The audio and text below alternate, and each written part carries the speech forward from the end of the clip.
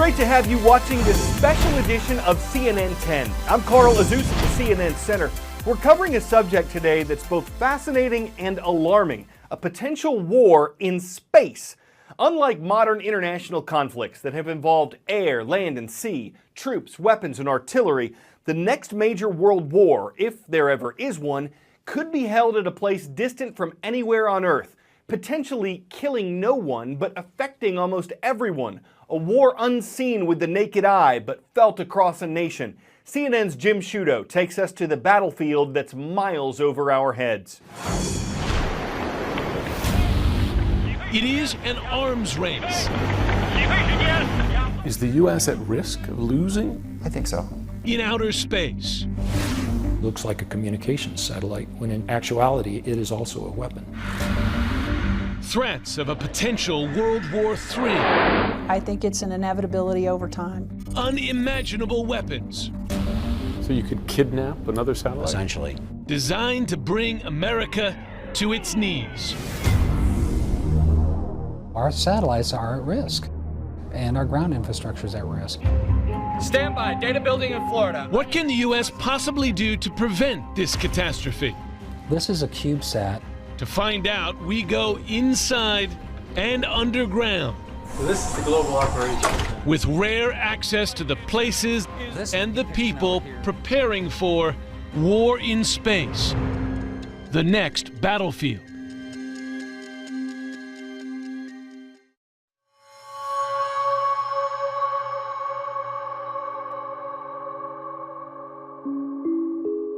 As the sun sets and the nation goes to sleep, the battle for supremacy in space is about to begin. One final night before Americans wake up to a new and daunting reality. 10 a.m. New York, 7 a.m. Los Angeles. Cities normally buzzing with the morning rush suddenly stall. TV networks start to go dark. Internet connections run slow. ATMs begin to malfunction.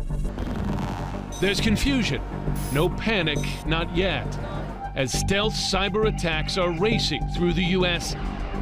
at the speed of light. Then you have the question of, is it a cascading effect or not? By noon in New York and 9 a.m. in Los Angeles, financial markets, dependent on exact timing provided by GPS, are frozen.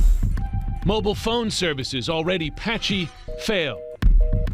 Confusion gives way to growing fears this is much more than a simple cyber glitch. Many traffic lights and railroad signals, also timed by GPS, default to red, bringing transport to a standstill. Commercial air traffic is grounded as pilots lose navigation and weather data. Power stations and water treatment plants begin to stop functioning. This feels like utter science fiction, and yet it's not. Promoting track 1-2. By now, Americans know the country is under some kind of attack. This is Sivers. We're detecting a space launch on it. And they look to the armed forces to spring into action. Stand by. Data building in Florida. 8-0 on solid departure. But the world's greatest military is struggling to respond. Foxbox. Military pilots and drones lose contact with the ground. GPS-guided smart bombs are rendered dumb. Warships lose contact with commanders. This is the nightmare scenario, chaos on Earth, as our adversaries launch a massive cyber attack on key infrastructure and disable and destroy our satellites in space. The first shots in the first space war. Explosions in space that no one will hear. Peter Singer wrote about this dire scenario in his book Ghost Fleet, and he now advises the Defense Department on just this type of threat. You are now in World War III, so besides losing your ability to take out money from an ATM, your nation is in World War III. This is not fantasy. This is the future. a future for which the U.S. is now urgently preparing.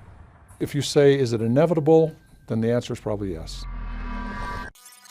General John Hyten, until recently the head of U.S. Space Command, has now been promoted to lead Strategic Command, charged with crucial missions ranging from commanding nuclear warfare to cyber warfare to war in space. Anytime human beings have come to new territory and contested it, conflict has followed.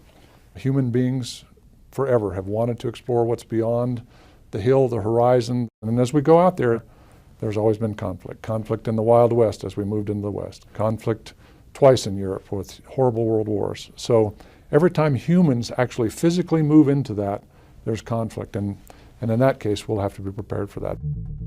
This new contested territory, however, is mind-boggling. 73 trillion cubic miles. The Space Surveillance Network has been transmitting observations. And the early signs, by U.S. leaders' own admission, are disturbing for life as Americans know it. In 2015, the Pentagon expressed grave concern that America was not ready for war in space.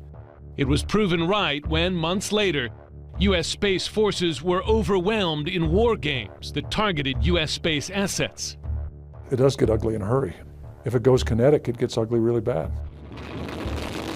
Kinetic warfare, meaning that shots are fired in space, would cause permanent damage and destruction to the fragile satellites that control much of our life on Earth. Like a space-age Paul Revere, General William Shelton, Hyten's immediate predecessor at Space Command, has been sounding the alarm. Did action, though, start quickly enough? You're talking to a guy that was looking to really precipitate action, and I would say the answer was no. Could we provide active defense of our own satellites? The answer is no. You could not today defend the satellite assets we have. Certainly not on orbit. Clearly there are things you can do on the ground, but space to space, no. Perhaps worst of all, American adversaries know it, that the U.S. is not prepared, and that the U.S., more than any other nation, depends on space. Our ability to be this sort of unique 21st century kind of power depends on space being a sanctuary for us. But also it means there's incentives to take that away from us. Who are those adversaries? They will sound familiar from standoffs down here on Earth. Russia and China. We have very good surveillance and intelligence capabilities, so we can see the threats that are being built. And that's China in particular. China in particular. Russia is also working on those capabilities. But that's something you're preparing for, so I imagine nothing is off limits in effect. We're developing capabilities to defend ourselves. It's really that simple. And so the U.S. finds itself in a new, more ominous space race. Is the U.S. at risk of losing a war? I think so. We'd be silly to say it's not a possibility. That's what any defense planner will tell you is don't look for the ideal outcome. Plan for the worst day so that you can survive it. Coming up. The wake-up call really was January of 2007 when the Chinese tested their anti-satellite weapon. The first shots in space have already been fired.